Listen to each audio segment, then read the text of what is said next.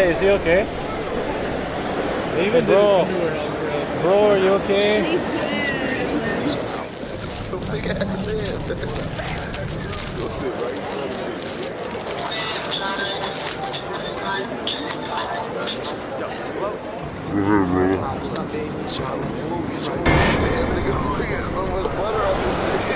Hey Nate, does it hurt? A little bit. It hurts a little bit.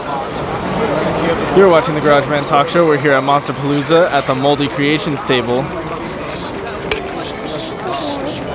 Yeah, we're gonna try to get an interview with him. With Joe. Moldy Joe. Moldy Joe. That's his name on the street. Yeah, we came here for an interview. All right, so we're here with Moldy Joe. That's all right, right? Yeah, Moldy Joe, that's the name. That's the street name. So what got you started with making this stuff? Actually, I started out in my art career just drawing mostly. My whole life has just been pencil art. And it wasn't until about 2.5 years ago that I decided to dive into sculpting more. And the reason for that was because my son was born and I was at home a lot more. So I had to find a nice hobby, and I really wanted to make sure I picked a hobby that might also pay the bills. Oh, yeah, that's always the hard part to choose. Yeah, exactly. Trying to find something that's not already done a million times over, and also be able to put your own unique creative spin on it. That's pretty difficult to do nowadays. I agree. What is most of your stuff made out of? So the majority of it would be polymer clay, super sculpey to be specific. It's basically a plastiline-based clay instead of a typical water-based clay. It has to bake in an oven to cure, and then paint it, and I seal it with epoxy to give it that nice glossy look. But I do some things out of resin as well, just things that I want to be really strong, like a keychain or a pendant or things like that. So how'd you come up with the name and settle for Moldy Creations? Well, I really wanted it to kind of be a play on words, you know, and creations is clearly obvious. I'm creating things, but I really wanted to get that vibe of what I'm actually making. It's kind of gross. It's you know, a little bit moldy. It's a little crusty, you know. It's a good name. It fits really well. How many hours would that take? So to make a latex mask, you first have to sculpt it over a bust of a real face, and then you have to put plaster over it, and that's your negative. So then you have your negative mold. Then you pour your latex in it and let it sit for basically a day, and then it's ready to be painted. So it's a pretty lengthy process from start to finish. It's probably a good 3 days before this mask is ready to be sold. Yeah. And that's not. All right, so you had the Instagram page Moldy Creations for a while, but something happened recently? Yeah, so we were actually on our way down here to the show, and I went online to check some messages and discovered that my Instagram account has been deleted by Instagram. And when I looked into it further, it turns out that the phone pop sockets that I make with the eyeballs on them were flagged for copyright infringement by the actual pop socket company. So they're kind of on a killing spree, if you will, going around to anybody who does anything with pop sockets and tries to resell them. So what would you say is your favorite piece that you have? It's got to be the water pipes. I didn't start making the water pipes right away. That was something I started doing about a year into the business, and that kind of elevated everything to the next level. And that was when somebody from Warner Brothers actually reached out to me and purchased one of my water pipes for the Netflix show Disjointed. Oh, really? Yeah, they used one of my bongs on the second season on the 7th episode. Yeah, it was a fake commercial, Toklers. Yeah, they used one of the Moldy Creations bongs for that. So that was when I knew I reached something really, really good. You know, I had found a nice new product. Well, which one out of the many ones you have would be your favorite then? Simple. So this one right here, I call it the Skullgasm. This guy here is actually made on an old school Zong, which is now known as Sour Glass.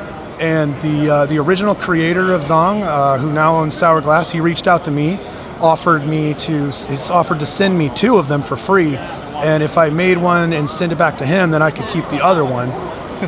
His is a little different than this one, and but this one by far is just so cool. It's all American glass, and it's just, you know, you're never going to see anything like that. Yeah. I have a lot more plans to make bongs similar to this. with a lot more craziness going on. Maybe more inspired by the John Carpenter's The Thing, you know? Oh, Stuff like that. That would be. All right. Well, thank you for being on our show. It was amazing seeing a lot of your art. It was amazing being able to interview you. I appreciate it. Yeah. If you guys ever get a chance, come on down, Pasadena, Monsterpalooza. Every year that we've been here has been an absolute blast. I'm going to keep coming back. So hopefully I can see you guys there. All right. Well, thank you for. Thanks, guys. I think my favorite one would have to be that one or that octopus one that you made. Those were my. Hi, we're with the Garageband Talk Show at the Dapper Cadaver. Is that correct? That is correct. We're here with, what's your name? I am BJ Winslow. I'm one of the owners and artists at Dapper Cadaver. So what is it that you do here? We are a prop shop. We're located in near the Burbank Airport in Sun Valley, California. We do stuff for Halloween and haunted house events. We do stuff for the theme parks. We do stuff for film and television. We're a prop shop. We specialize in dead bodies, skeletons, mummies, bones, body parts, dinosaurs, animals, and just about anything else that dies or is dead. So you hear that? If you want to get your severed head, then this is the guy to go to. Absolutely. What is your Instagram tag? Dappercadaverprops. All right, there you go. How long have you been doing this? We've been doing this 13 years. That's a long time. That is. So what kind of business do you mainly get from? Do you get a lot of movies? You get YouTube people sometimes? We do some YouTube, yeah. That's been growing. We do a lot of film and television. So like we've done stuff for Game of Thrones. We've done stuff for Dexter, Breaking Bad, Sons of Anarchy, Supernatural, Agents of S.H.I.E.L.D. We do stuff for like Universal Studios theme park, Six Flags, Queen Mary. So yeah, all the big sources, all the big places to go to look at dead bodies. All right. Well, thank you for the interview. I'd shake your hand, but I'm a little tied up right now. Hang in there. I'm here with Mike O'Brien from Mob Scene Studios. He's done a lot of work, especially on right now some Star Trek stuff.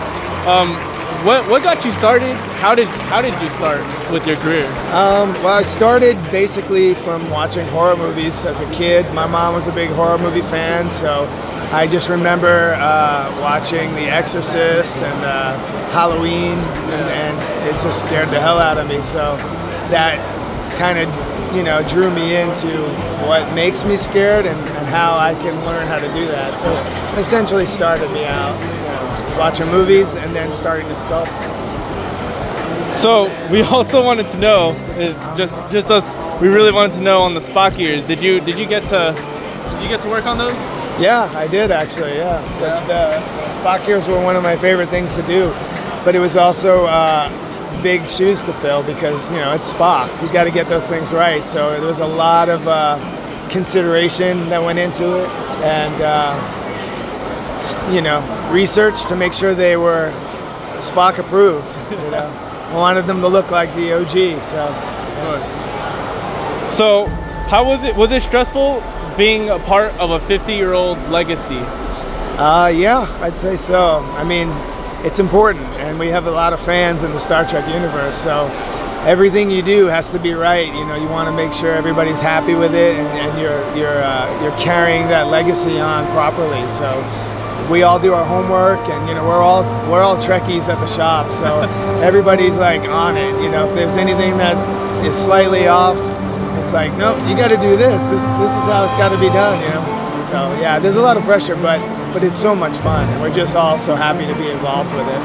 Well, being a Trekkie, then, what would be your favorite Star Trek series? Oh, that's a good one.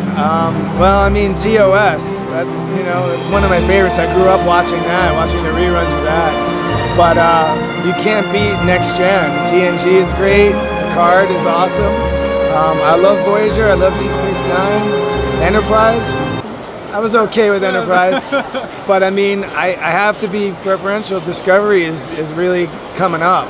Season 2 just blew me away, and working on it and being able to watch it as a fan as well. It doesn't really happen for me like that usually, but I was able to enjoy this a lot. So would you say that this is your favorite gig then? Yeah, I'd say so. It's pretty much a dream job. I would have never, if you told me when I was a kid that I'd be working on a Star Trek series and you know, getting to be involved in the aspect that I am, I would have never believed it. So it's pretty great. So just aside from Star Trek, what would be your favorite gig then? Aside from Star Trek, oh boy, like movies or something that I worked on? Yeah. Well, I'd have to say Pennywise. I did the Pennywise makeup, and that was pretty amazing. I'm a huge Stephen King nerd, so when I got the call for that, I didn't even know I would be involved at that level. And then when they gave me the makeup to sculpt, like I was just like, really? Oh, all right. And there was a lot of pressure involved with that because everybody loves Tim Curry and the original, and how do you top that? So that was big shoes to fill as well. I was really nervous about that. Well, you're definitely doing great. I can tell you that. Thank you very much. Yeah, that was fun. I'm glad everybody embraced it. Lastly, what's up with this guy over here? Well, this guy's interesting. His name is Pasquale, and he's actually one of my oldest sculptors. I was just talking about it. I sculpted this when I was 19, and I happened to have the mold, so I cast one up and made a resin copy for the show. And I had my good friend Eric de la Vega paint it for me. So this is new to the show this year, and he's getting a lot of attention. People seem to love it, which is hilarious because it's so old. I can't even believe that people liked it. You know, I forget about it, but it worked out for the show nicely. Everybody's digging it. But he's basically just this big fat tumoury guy, really nasty kind of pussy, ugly, gross stuff that, you know, nobody would want, which is hilarious that people are digging it. So, but yeah, it's fun. I mean, like I said, I sculpted it when I was younger, and it was just like this crazy idea. I don't know where it came from, but people are embracing them. So It looks awesome. thanks so much. Well, it was great talking to you. Yeah, thanks for We've given this to a couple of our guests, but you would be the most appropriate guest we have to give it to. Oh, okay. I want to present you with the Spock 5. Oh yeah, right on. Look at that. So hopefully you enjoy that. Make us all. We did not make Yeah, of course. It's pretty awesome. Thank you so much. Thank you. Looks just like